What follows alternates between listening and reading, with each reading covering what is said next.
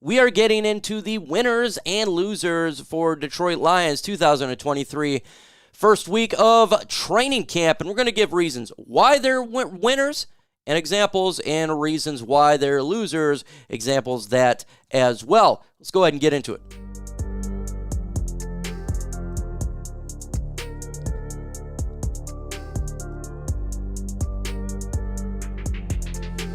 Before we get into the video, you already know, go ahead and smash that subscribe button. Let's get to 36,100 subscribers. With your help, it definitely can happen. And same with smashing that like button. Real easy to do, and it does help the channel out. My first winner on the list here is Detroit Lions quarterback Jared Goff. He has had a very good training camp so far, and he has been distributing the football to all of his weapons, the new ones, Jahmyr Gibbs and Sam LaPorta, quite a bit. And obviously the connection with Amon-Ra St. has been phenomenal. In training camp, he's taken command of this offense. He really understands it now in year 3.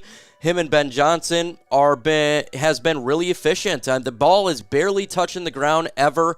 He's getting at people if they don't get squared away, and he's looking to take that next step for the Lions. Could he be the second half of last year Jared Goff in the first part of this year all the way to the end? Very possible, because even though the defense is upgraded with players such as CJ Gardner-Johnson and Cameron Sutton, he's still getting it done on the practice field. It just shows the growth that he has in this offense, and Ben Johnson all around, and what he has done for the Detroit Lions as quarterback. So I got a question for you. Do you believe Jared Goff should be a winner for the first week of Lions training camp? Y for yes and N for no. Let's go to the second winner on my list, and that is Amon-Ra St. He is having a phenomenal training camp this year, and just like we're talking about Jared Goff and St. Brown connection, it has continued, and he's now in year 3, and he's probably going to take that leap. Even though he's a Pro Bowler last year, he can just take it to the next level. He has been open consistently. Even with the new weapons that we have in the secondary, it shows his ability of speed and him to get open in his route tree. He's just consistently open. Anytime there's space, he is there. He trains hard, and he continues to do the 206 catches before, and he just continues to practice after. He is a phenomenal player, and I tell you what, if you're a fantasy owner, you want to look at Amon-Ra St. to be a potential wide receiver for you. Another winner on my list is Jahmyr Gibbs. He has been phenomenal in training camp. Out of space, in space, wide receiver, running back. He's making a lot of noise. And I suspected when we drafted him, he would be a player who could compete for Offensive Rookie of the Year, and he's showing it in training camp. He really is. He made a play yesterday where he got past and he was gone to the house.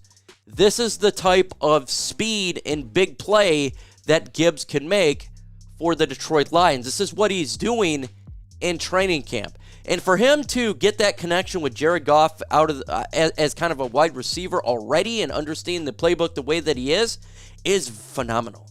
It's absolutely phenomenal. I think when it comes to Jahmyr Gibbs, he is going to be a difference maker in some of these big games like the Kansas City Chiefs that we have to go against, like the Dallas Cowboys. He could be the reason we win some of these games that maybe otherwise we would have lost. You know, he did it in OTAs, he did it in minicamp, and we said, can he continue on in training camp? And he has. The sky is the limit for Jahmyr Gibbs and this offense. My next winner on my list here is another rookie, and that's Sam LaPorta. You know, I questioned a little bit the Lions drafting this tight end, but questions no more, because in OTAs and minicamp and now training camp, he has been a main target for Jared Goff. Some believe he could be the number 2 target already for Jared Goff. Understanding the playbook at the tight end position, a position that's very difficult to learn, is exceptional. And he's a good blocker. He's good in space. He's catching everything. Phenomenal catches. We're talking about where he has to jump up there, even if it's maybe a little bit overthrown, to get it. He's doing the same thing in the end zone and touchdowns. He is just being an all-around weapon for Jared Goff and Sudfeld in practice. Man, like, if he can come out and be like we expect him to be, how he's been in OTAs and minicamp, the Lions offense with him and Jahmyr Gibbs just added, I can't even tell you how good it can get. Maybe be the best offense in the NFL, and that's not even joking. So good for us Lions fans watching what is taking place for this franchise. Just absolutely phenomenal. Two more players that I have winner here. Levi Onwuzurike. Him just practicing, and he's actually getting reps, not just half butt reps here, but legit reps, is an automatic winner in my opinion. I had him pretty much written off, and guess what? He said, no, we're not getting written off here. Levi Onwuzurike has been practicing, and he actually made an impact yesterday. Would have been a tackle for loss if you could actually do stuff like that, really hit, but they're not. Yes, they're in pads, but it's not full. And CJ Gardner-Johnson is a massive winner on my list because he did not get injured. Well, he did get injured and it wasn't significant. He's back at practice, and he's been such a vocal leader and so phenomenal making plays on the practice field. He's everything that we expect him to be advertised. CJ Gardner-Johnson may be the best free agent pickup that we had, even though it was just a one-year deal. My question for you is, who is the biggest winner from week 1 of training camp? Put the name in the comments below. I want to know your thoughts. Let's continue on with my last winner here. We're going to go with Aidan Hutchinson, who is taking a sophomore step, consistently would be getting sacks if you could hit the quarterback, consistently disrupting the backfield, and it's not just going against scrubs. He is going against Penei Sewell when Penei is out there. He's been in concussion protocol. He has beat, obviously, Matt Nelson.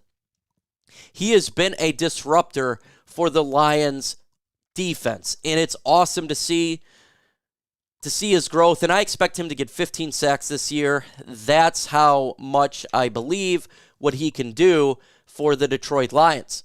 We talked about offense, folks.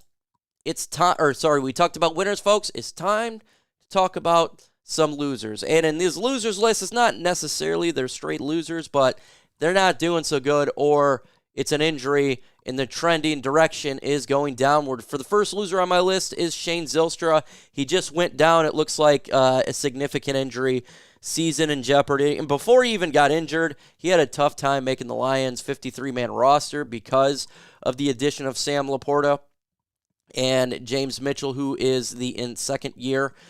Now him going down with an injury that could be out like 6 months, it pretty much dooms his season. I think that it sucks for him. You know, I do like Shane Zylstra. I'd like to him at least be on the practice squad. So if his season's not over, it would probably be pretty much damn near over. And so it sucks for him. Another loser on my list is Emmanuel Moseley because of the setback of injury here. You know, we wanted him to be on the practice field. It's not happened yet. You know, the rumor has it that he'll be back for week 1 against the Kansas City Chiefs, but that's just a rumor. We don't really know what's going on with the injury. He had a cleanup, you know, a microscopic surgery type of deal. But not having him on the field does hurt the Lions' defense. We need this guy with Aaron Glenn. We need this guy opposite of Cam Sutton and with CJ Gardner-Johnson. You know, this is why we signed him in free agency, to be an outside corner. And you can't be an outside corner making any sort of impact if you're not even playing on the practice field. We got to see this guy play. Now, I'm all about making sure if he is not 100% to make sure he's 100%. And so whenever he is getting ready to be cleared, make sure he's 100%. No half butt in this thing. We want this guy throughout the season. But, you know, with the injury, it's a loser. Halapoulivaati Vaitai is a loser on my list here because he did have an injury setback, and he's not officially won the right guard position. Big V has got to break out at some point. It's got to make an impact. He's got to go out there and show that he can get this thing, and he hasn't done it. So my question for you folks is, who is the biggest loser so far in Lions training camp? Multiple players you can go at. Let me know in the comments below. Continue on here. Logan Stenberg is a loser on my list because he hasn't done anything in training camp. And he was already on the hot seat coming in to this training camp. You know, when we drafted him, we thought this guy would be a player who would be feisty and fight with people, but he's just not getting it done. And the belief in Logan Stenberg was so strong that they drafted Colby Sorsdale. So the belief's not there. I think it's pretty much, it feels like it's a foregone conclusion that he's not going to make the 53-man roster, in my opinion. I think he has a long way to go. And somebody on this offensive line, whether it be backups primarily or Halapoulivaati Vaitai, is got to stand out. We need to have standouts there, not for our main starters, but for the right guard starting and our backups. One of these guys has got to stand out. It's got to happen for our team, because if not, you know, it's going to be tough for them to pick who's going to be the backup guard, who's going to be, you know, the backup this. So just waiting on that. And you can put other losers like Tom Kennedy in there due to the injury, you know, and one of those things. But folks, make sure you go ahead and hit that like button. Let's get to 250 likes in this video. I think it can happen while we're 1 week through training camp and we're getting close to the first preseason game. Smash that subscribe button if you haven't done so. With that said, folks, adios.